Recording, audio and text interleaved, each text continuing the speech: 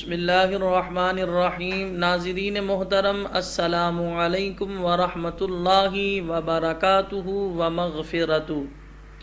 آپ دیکھ رہے ہیں پروگرام فیضان اعتکاف۔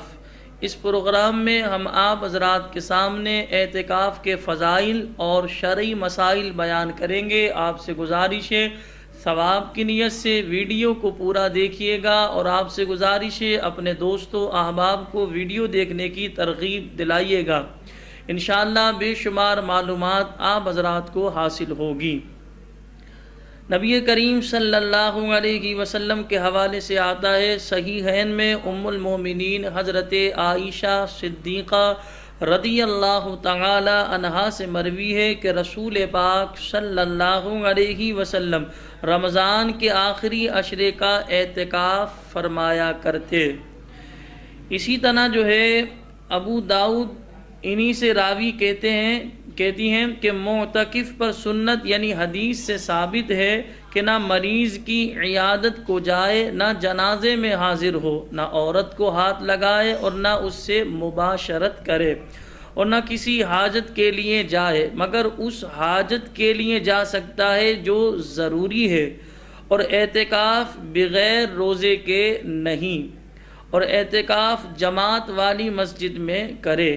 ابن ماجہ ابن عباس رضی اللہ تعالی عنہما سے راوی کہ رسول پاک صلی اللہ علیہ وسلم نے معتکف کے بارے میں فرمایا، وہ گناہوں سے باز رہتا ہے اور نیکیوں سے اسے اس قدر ثواب ملتا ہے جیسے اس نے تمام نیکیاں کیں۔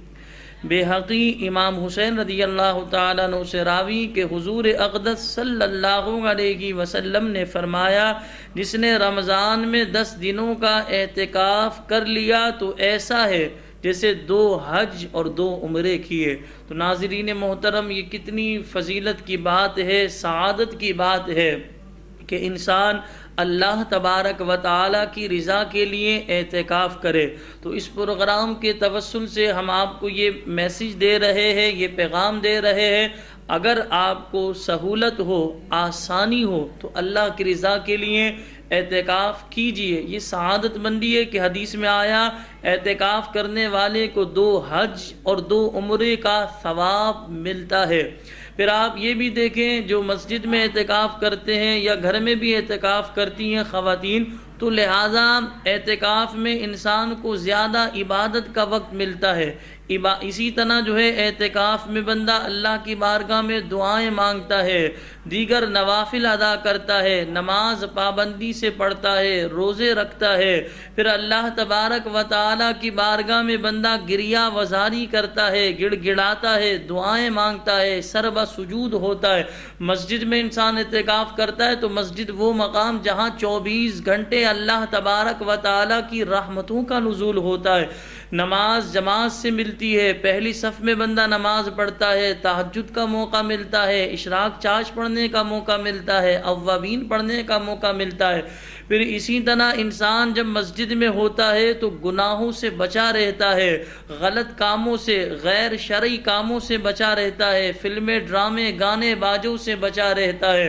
تو انسان کے لیے یہ سعادت مندی ہے، خوش بختی، خوش نصیبی ہے کہ انسان اللہ کی رضا کے لیے اعتکاف کرے۔ تو اس پروگرام کے توسل سے ہم آپ کو یہ میسیج دینا چاہ رہے ہیں کہ اللہ کی رضا کے لیے زندگی میں کم از کم ایک بار تو اعتکاف کیجئے۔ اللہ پاک مجھے بھی اور آپ سب کو بھی اعتکاف جیسی سنت پر عمل پیرا ہونے کی توفیق عطا فرمائے۔ وآخر دعوانا ان الحمدللہ رب العالمین۔